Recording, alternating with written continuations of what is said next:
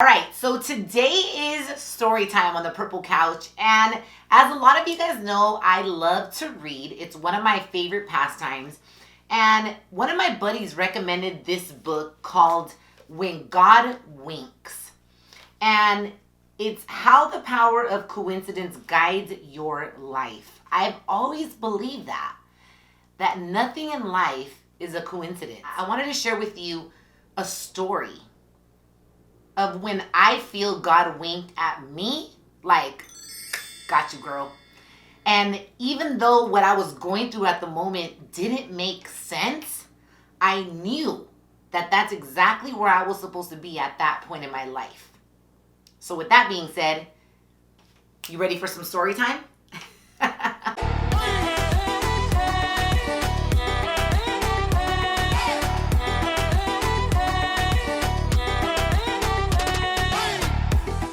So I opened this book and I start reading the story about the author, right?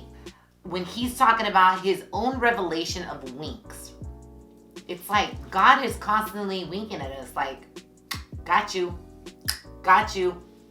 I got your back, I'm setting you up, right? He's got us. And so he wrote, the concept that coincidences can be revisited to create a chronicle of past winks from God first occurred to me as I sorted through the turning points in my own life. I focused on the moment when I first realized what I wanted to be when I grew up. It was in 6th grade. A visit to a radio station had hooked me. I wanted to be a radio announcer. That alone made me realize I was meant to read this book, because what have I created from me getting straight out of high school? I'm a radio personality. So just that alone for me was like, okay, God, you're winking at me. I picked up this book for a reason. So many of you may not know that in 2016, I self-published a book with 7 other Latinas, and it's called Lead with Success.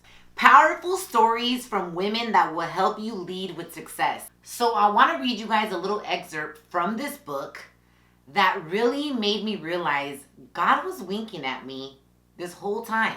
Story time. Put on the glasses, honey. Okay, trip out on this. I will never forget the man that would inspire me while living in Chicago. Every day in the afternoon while walking to the train, there was always a blind man rocking out on his keyboard. He was happy, had an amazing voice. He had soul and a great spirit. I could feel it. This man was blind. I would always ask myself, who helps him bring his keyboard and 2 buckets down here every day? This man never failed to always be there. He used 1 bucket as a stand for his keyboard and the other as a tip jar. He was like God, always present. He had so much life inside of him, so much soul, and he played that keyboard with all his heart as if it was the last day he was ever going to play. He inspired me, and he will never know it. I always made sure I tipped him. That was my way of showing him I appreciated him.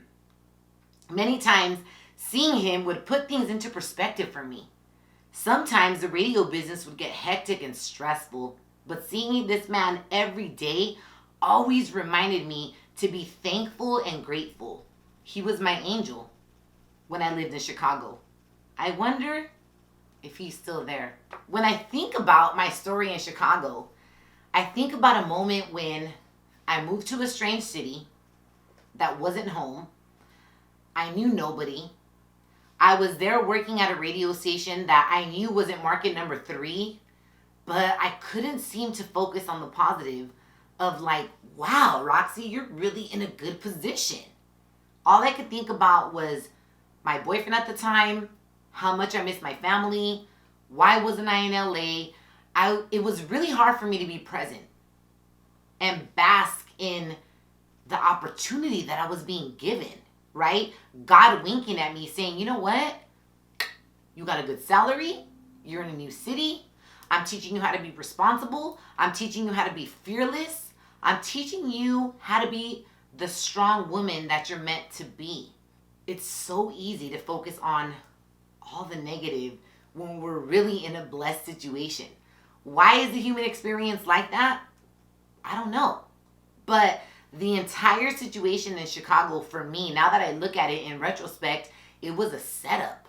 It was a setup for me to strengthen my Spanish, because although I'm fluent in Spanish, I gotta admit, I was losing my pronunciation. I was losing my practice. I was losing the language little by little because I was not practicing it enough. So God put me in a situation to say, no, you're going to work in Spanish radio. And although you don't understand it, and although you think this is uncomfortable, and although you think this is super inconvenient for you right now, this is what you need. And so I was there. And I lived in Chicago for a year and a half. And for 6 months, I fought it. Like, why am I here? Feeling sorry for myself.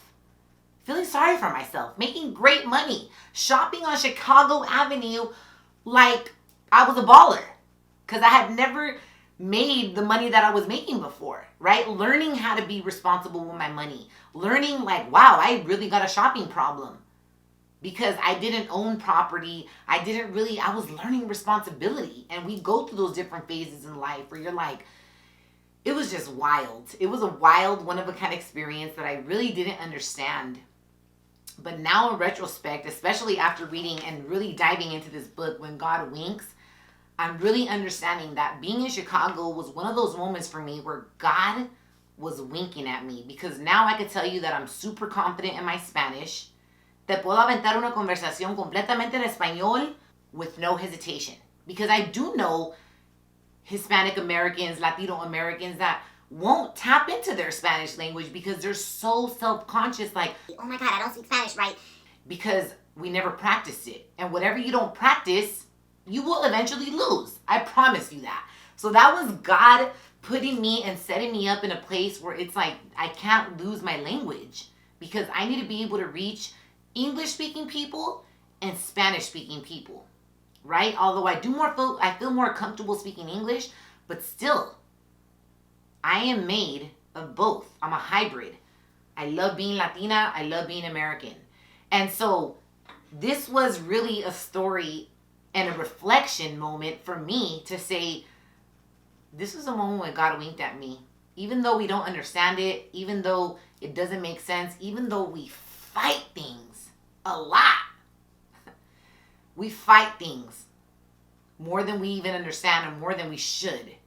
But just know that God is always winking at us. So I'm going to be sharing a lot more of moments when I feel God winks at me. This book is really, I recommend it, and it's really waking something inside of me up. I know you guys love my book recommendations, but this book right here, when you really start to write down those moments of like when God winks at you, you really do realize that even though something may not make complete sense at the moment, it really is working in your favor, and God's got your back.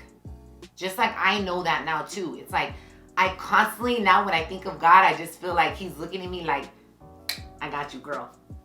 Don't worry about it. I got your back. I know what you need. I'm working at my pace, not your pace. So listen, I hope you truly enjoyed this video. You have a better understanding of those moments when God winks at you.